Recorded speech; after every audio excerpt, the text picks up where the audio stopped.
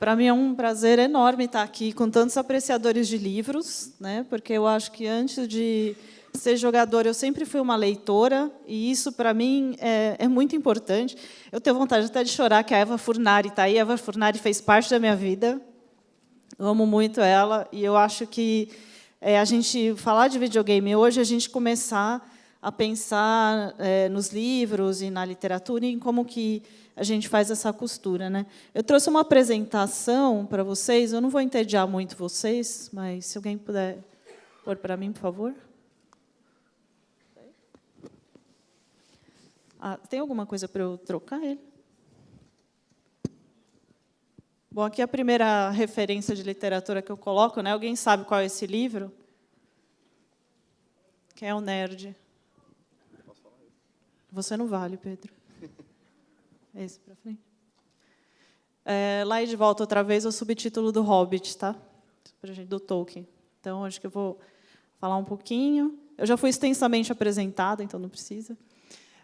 Acho que a primeira conexão que eu queria falar de jogos e literatura, que alguns de vocês devem lembrar. Vocês lembram, quem for um pouco mais velho, vocês lembram de livros-jogos que tinha na década de 80? Os livros-jogos eram livros, para quem não conhece, né? Eram livros tipo Escolha Sua Aventura. Né? Então, aqui já é a primeira vez que a gente começa a pensar nessa relação de como o livro pode ser alguma coisa jogável. Né?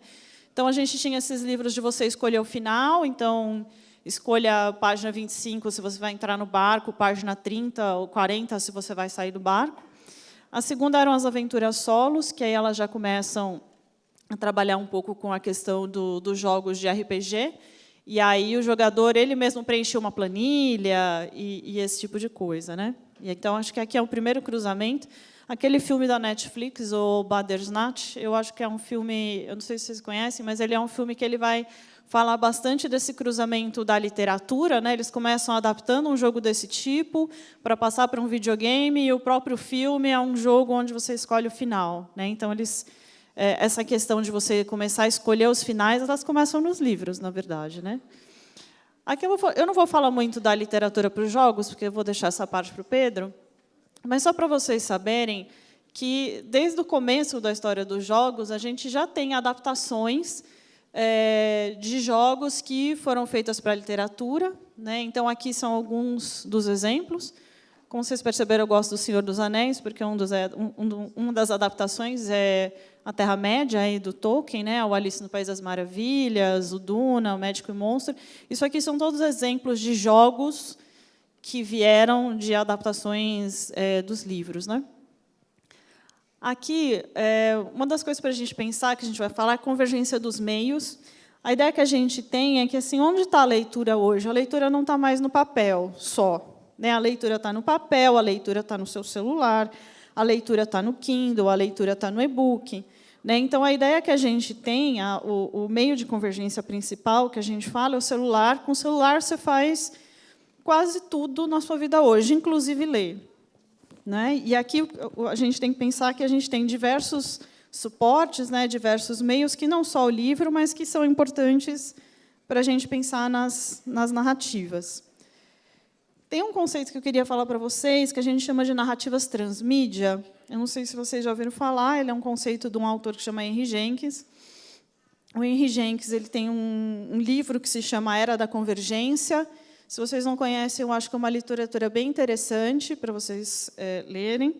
E ele vai trabalhar com um conceito que chama de narrativas transmídia. Narrativas transmídias, basicamente, é você criar um universo e você espalhar a história desse universo numa quantidade enorme de mídias, de forma que o consumidor ou o leitor, a pessoa que está interessada naquele universo, não basta ela ter jogado o jogo, ela tem que ler o livro, ela tem que ver o filme, ela tem que ver o quadrinho para poder entender a história toda. Né? Então, a gente fala, é uma trama que se estende em diversas plataformas, e a gente vai falar que tem uma participação ativa do consumidor. O consumidor tem que ir lá, procurar o livro, procurar a história interativa e tudo mais.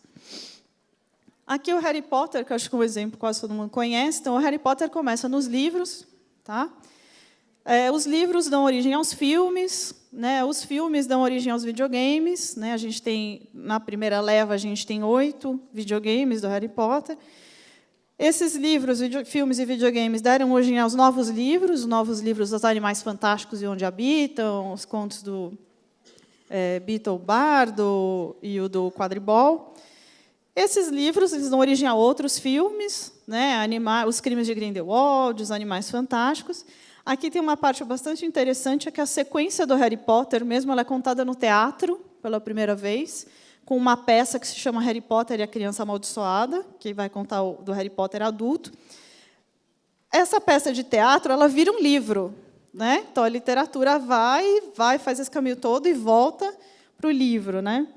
Eu não sei se vocês sabem, mas a J.K. Rowling tem um projeto literário de narrativa interativa, que se chama Projeto Pottermore, que ela coloca os livros do Harry Potter, mas a pessoa que está ali na internet, ela interage com a narrativa e ela vai dando detalhes e coisas da criação, né? Hoje, o Harry Potter tem 2 parques temáticos enormes. Vocês sabem o que é fanfic, não? Então, tem as fanfics todas, né? A fanfic do Harry Potter, acho que um dos maiores números de fanfic de universo é do Harry Potter, né? E tem coisas bastante interessantes aqui, por exemplo. Tem uma ex-aluna minha que escrevia a fanfic do Harry Potter, e o fanfic dela era um dos mais lidos. Um dia, uma editora chamou ela para escrever um outro livro do interesse dela, porque ela escrevia muito bem as fanfics, né? Lembrando que, às vezes, as fanfics dão origem a outra narrativa, né? Vocês conhecem Crepúsculo? Confere? Vocês conhecem 50 Tons de Cinza? Então, os 50 Tons de Cinza ele era um fanfic do Crepúsculo, por exemplo, né? É porque a pessoa ficou lendo Crepúsculo e ficou imaginando como seria Crepúsculo se tivesse cenas de sexo, né? Então, 50 Tons de Cinza. E é verdade. Depois aqui no Harry Potter, né? Depois disso tudo, né? Fiz essa volta toda, jogo para celular, Wizards Unite, né? Que agora você mistura no celular, né? Você anda na sua casa e tem monstros e tal. Aqui você traz novos filmes, gente, continua o universo, tá?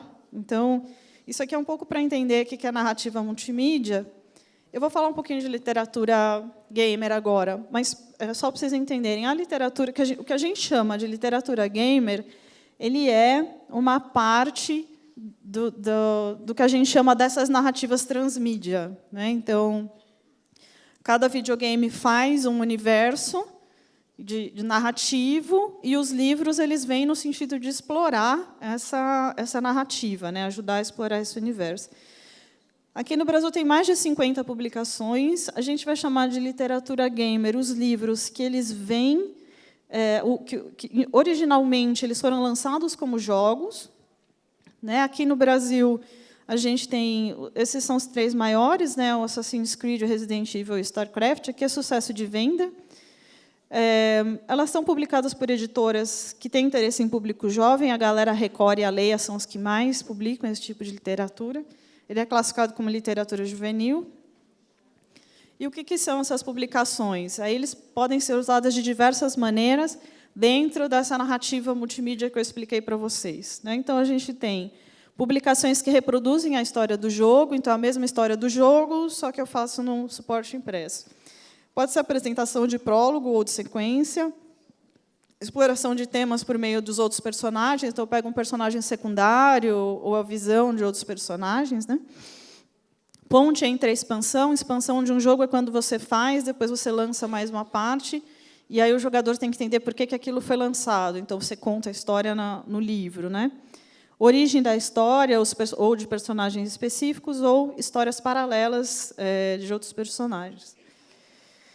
Aqui tem uma questão interessante, quem são os autores, né, da literatura gamer? Aqui a gente tem uma dificuldade de estabelecer direito ao autor do livro, porque a gente tem de tudo. A gente tem livros que foram escritos pelos designers de games, a gente tem livros que são encomendados pelos designers. Então, assim, a autoria de quem? Porque a autoria do videogame, a autoria em geral, ela é uma autoria coletiva, né? E aqui nos livros também, muitas vezes, o fio da narrativa ela já está mais ou menos pré-montada pelo desenvolvedor, né?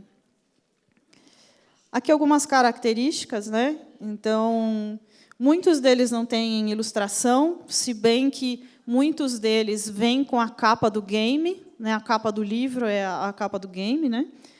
Em geral, são narrativas longas, séries grandes, e aqui tem umas características que eu acho bem interessantes, é que os capítulos são curtos e os capítulos são numerosos, porque, nesse tipo de literatura, você quer reproduzir o ritmo do game no livro.